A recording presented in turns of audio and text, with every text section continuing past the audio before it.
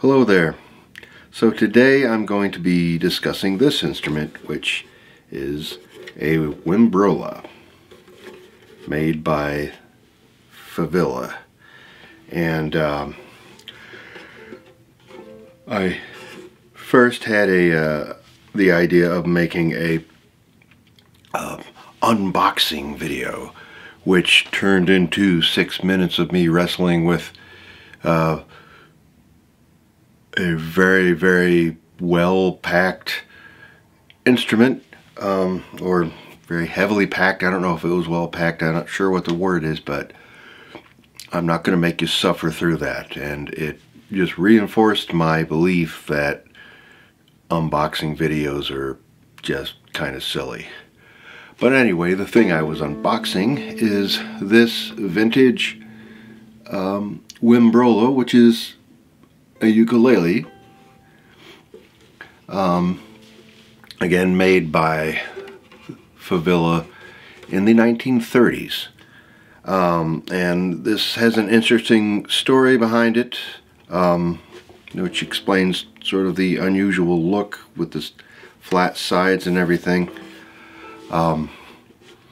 This instrument was created at the request of a gentleman named Dale Wimbrola. And Dale Wimbrola was a popular singer, songwriter, and composer from the 1920s and 30s. And like a lot of people in that era, he played the ukulele. The ukulele was very popular in the 1920s.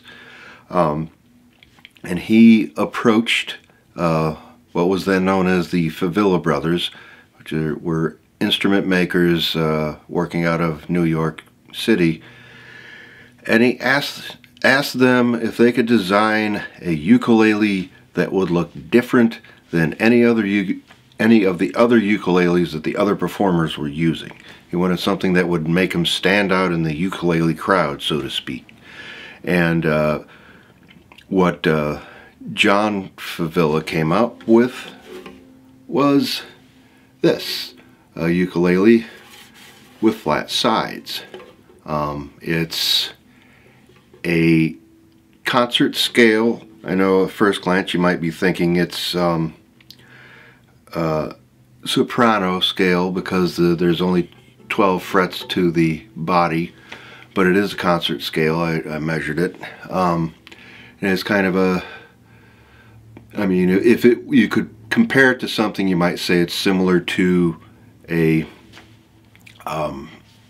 pineapple ukulele, but with flat sides. And there's no doubt this filled the bill. This is definitely a very unique looking little instrument. And the story gets a little even more interesting from there.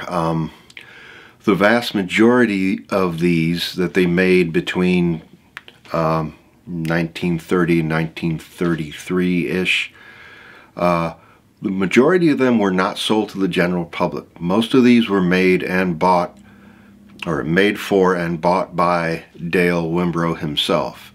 Apparently Favilla would make small batches of these. Dale would buy them up, and he would give them away as presents. And like I say, this went on from about 1930 to 1933, at which point Dale let them know that he could not afford to keep buying the ukuleles, and apparently they had some left over that did indeed get sold to the public. But from my understanding, the majority of these wound up in the hands of people who actually knew Dale personally. And it's a 6-string ukulele, as you can see. One of the odder features is that it's equally spaced at the strings are equally spaced at the bridge. So they kind of spread out as they get further away from the nut, which makes playing it a little bit of a challenge. There are some advantages and disadvantages to that, which I'll get on in a little bit. But there are some questions that I had about this before I bought it. One of those being, you know, are the these pieces like different pieces joined together, or are they bent? And they're definitely bent. In fact, if you look inside, I took an endoscope inside here, you can see the burn marks at the corners where they heated them up to bend the pieces. And it's a very light instrument, and all mahogany build, top, back, and sides. Like I say, very light, very resonant. I always find the build on these old ukuleles interesting. The fretboard is paper thin. I mean, it is super thin. There's a little bit of spread frout going on here, which is not surprising for an instrument that old, but it's not too bad. It's manageable. It's in pretty good shape. There are some nicks and dings and wear marks. There is, I don't know if this is going to come through here, but there was a crack here that has been glued back together fairly well. It does kind of go down a little bit. It dips down a little in there, but it's all right. And yeah, really, simple build. Not a whole lot of bracing in here, which allows it to have a resonant sound. The tuners are okay. I don't know if these are original tuners or not. I've seen a lot of these. I've seen the black tuners, but I saw one picture that looks like they had these white ones. They're manageable. They're not, let me put it this way, they're not the worst friction tuners I've dealt with. They're not the best, but they function. And it is for its age, and it's in very good shape structurally as well. The neck is nice and straight, and the action on this is super low. I mean, I don't think I have another ukulele that the action is this low. But there's no fret buzz going on. And, and that's great to see, because a lot of times with these older instruments, the neck will kind of pitch up this way, and you'll wind up with really high intonation and really high action and really bad intonation. But this has nice low action and pretty good intonation. So, might be wondering, what does it sound like? Let me make sure it's still tuned. I think it's...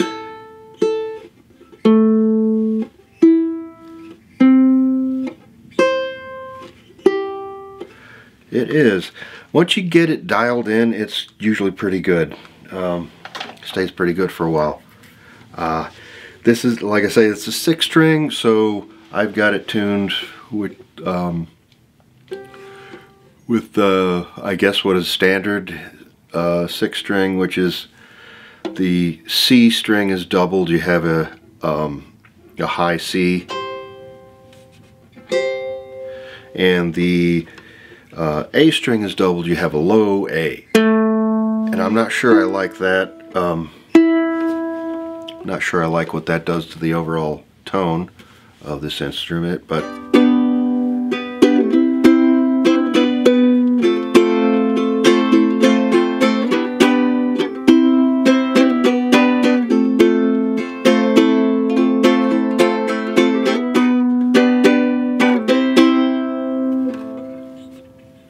and I'm going to do some sound samples after I film this to get a little closer to the ukulele so you can hear it better.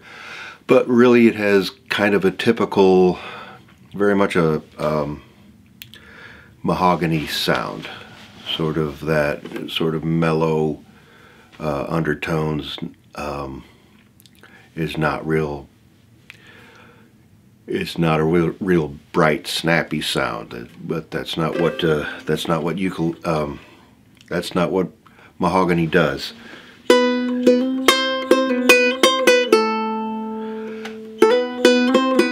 So I was talking a little bit earlier, so the advantage to the 6-string, or the strings being separate down by the bridge, is that extra bit of separation makes it a little easier to like play on the double strings, play one side or the other. For example, on the A,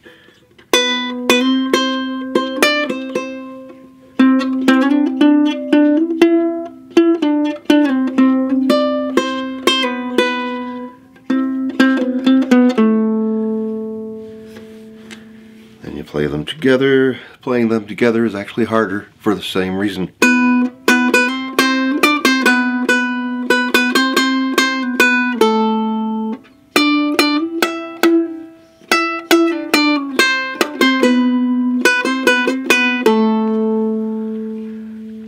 And as you can see, as the further you get up the neck, the harder it is to keep those two strings down and together if you're playing them in unison. And this is more of a problem for somebody like me who has an unorthodox style of playing the ukulele. I do not, as a general rule, I don't strum up here where the neck meets the body, which is what most ukulele players are doing. I'm strumming a little lower, often over the sound hole, which is usually not a problem, but it is a little bit of an issue. To get a tight sound, you need to like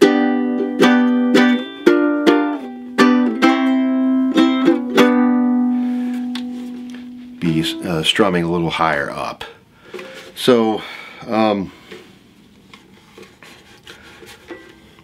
so yes, this is I'm kind of excited about this. I'm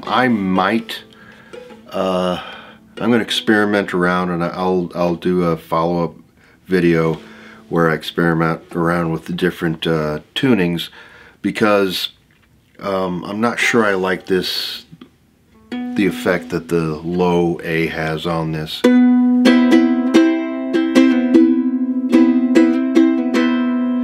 It just doesn't quite, in some ways, I mean, it sounds pretty, but it doesn't really sound like a ukulele in some ways. It's missing that high end, even with the added C string, which is just kind of there barely. It's so high pitched that it's just a little like extra flavor, which I actually like.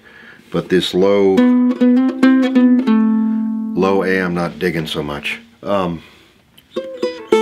So yeah, so I did this video mainly because I was interested in this Favilla instrument, but I had not seen anything about the Wimbrola on YouTube. I hadn't heard any sound samples, so I didn't know if it was just a gimmicky thing that wouldn't sound good.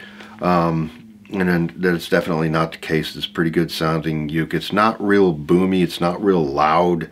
I know, like the Favilla, the teardrop Favilla ukuleles have a reputation of being really boomy and loud and projecting. That's not really what I'm getting from this. It's not super quiet, but it's not super loud. But it has a lovely tone. And yeah, and I got this on eBay.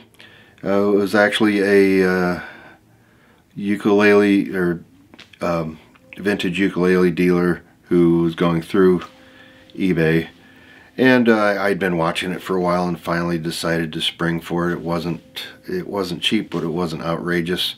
One of the reasons I went ahead and got it is I've seen the price of the Favilla ukuleles get higher and higher as things go along, and I thought I'd better get this now before they jack up the price on this. So and you know, I'll go ahead and tell you, it was around $500, which, you know, I think is a fair price. It's pretty rare. They didn't make a whole lot of these, but I have a feeling that, you know, if I ever wanted to sell this, I don't think it would be that hard to do. But anyway, I'm going to do some sound samples. I'm going to do a couple, you know, just run through a couple things, tuned as it is, and then I'm going to mute the extra strings and play it more as a 4-string. And I hope you enjoyed this. I hope you found it informative. I hope I didn't ramble on too much, because I'm a rambler. So, but yeah, the Favilla Wimbrola. Very unusual instrument, and a very nice instrument. So, thank you for watching.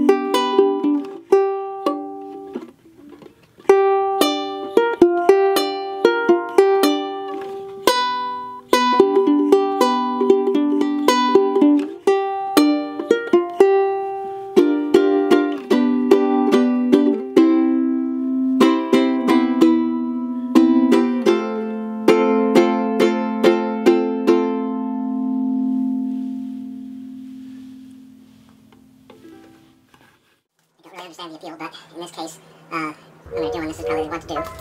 Put your instrument here, and it's a little different. And so let's open it up. It showed up yesterday, and I open it up today and see what we got. Packaged in an odd way.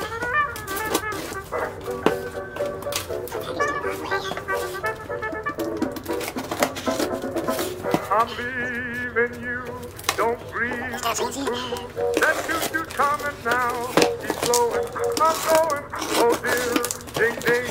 I hear it ring, that bell on the evening train, sent home again. So go on north, I'm heading south. So go on north, I'm heading south.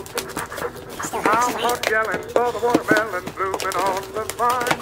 And my little rose, they pretty as a pose, sweet talk gets me not of mine. No time to waste in getting south. Cause I got that long taste right in my mouth. I'll change that tune on the village band from Yankee Doodle to Dixieland. So go on north, I'm heading south.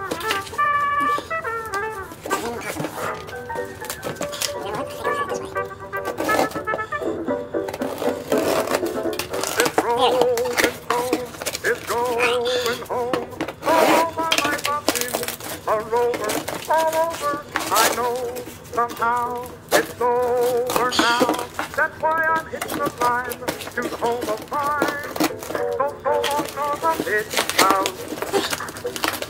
Don't go on north, I'm heading south. I hope I never leave there, forever eat there, magnolia trees.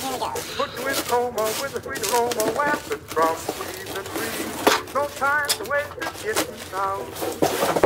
Cause I got that lonesome taste right in my mouth. Now Dad will laugh, do his stuff, that fatted calf is fine enough. So go on north, I'm heading south.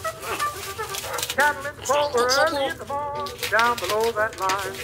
Work time is overnight, coming on in the home of mine. Meet my sweetie, make a little vow, give a little hug and squeeze. Dad to see it all. Don't stop me, please, cause I got some time to wait. It's out, it's out, it's out. And I got that broken head right in my mouth. And Dinah's Johnny Cake, till I get that belly ache. Don't go on north, I'm heading south, south, way down south, down where I belong. Here we are. There. Oh, that's good. And here we are.